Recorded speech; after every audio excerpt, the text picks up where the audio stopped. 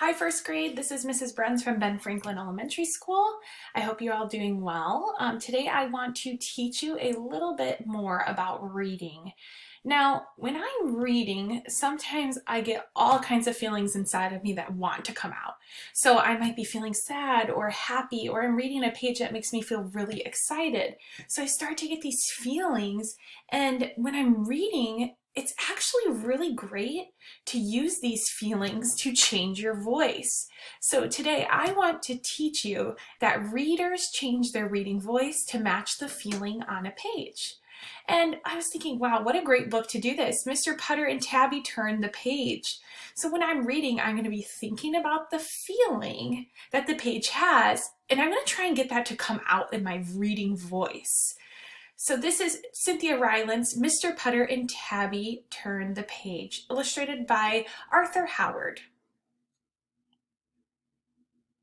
1. Reading. 2. A mistake. 3. Gusto. 4. Story time. And 5. Book swap. Now remember, today I'm going to try and change my voice to match the feeling. 1. Reading. Mr. Putter and his fine cat Tabby loved quiet time. They loved quiet baths. Wait, it said they loved it. So I think I should really make my voice come out in a way that shows that they loved it. And I'm seeing that word loved a couple times. It's here, it's here, it's here, it's here. Now, when I think of it, I just want to make my feeling come out, that feeling of love, because they seem to really enjoy this.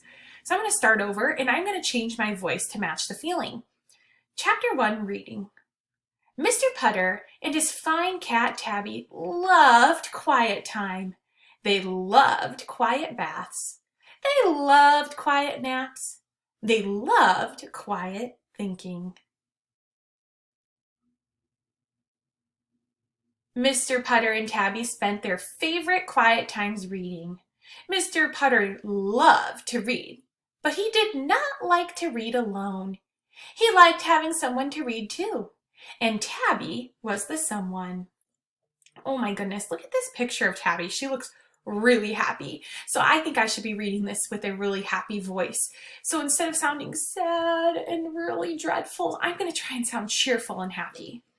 She curled up on Mr. Putter's lap, or on Mr. Putter's feet, or on Mr. Putter's head, and Mr. Putter read. Let's see, what kind of feeling am I getting from this page? Wow, that's cute that Tabby's reading.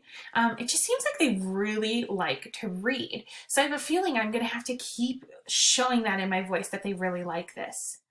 They had their favorite books, which they read over and over. One was about a cowboy. Mr. Putter liked cowboys. One was about a rabbit. Tabby liked rabbits. One was about gardens. Mr. Putter and Tabby both liked gardens. Oh, I see the word excited. I think I'm going to have to sound excited on this page. So Mr. Putter was excited when he saw the sign at the library. The sign said, "Read aloud with your pet." Well, Mr. Putter read aloud with his pet all the time. I noticed that exclamation mark, so I made my voice a little more excited. But the sign said something else. It said, "Read aloud with your pet at story time." Thought Mr. Putter. Now I'm thinking that should sound a little confused, because he might be wondering, what's that mean? Thought Mr. Putter. Now when you guys read today, I want you to think about your reading voice when you're reading, and think about what kind of feeling the page is giving you. If the character's scared, you should sound scared. If they're excited, you should sound really excited. Think about what feeling the page has and change your voice to match the page.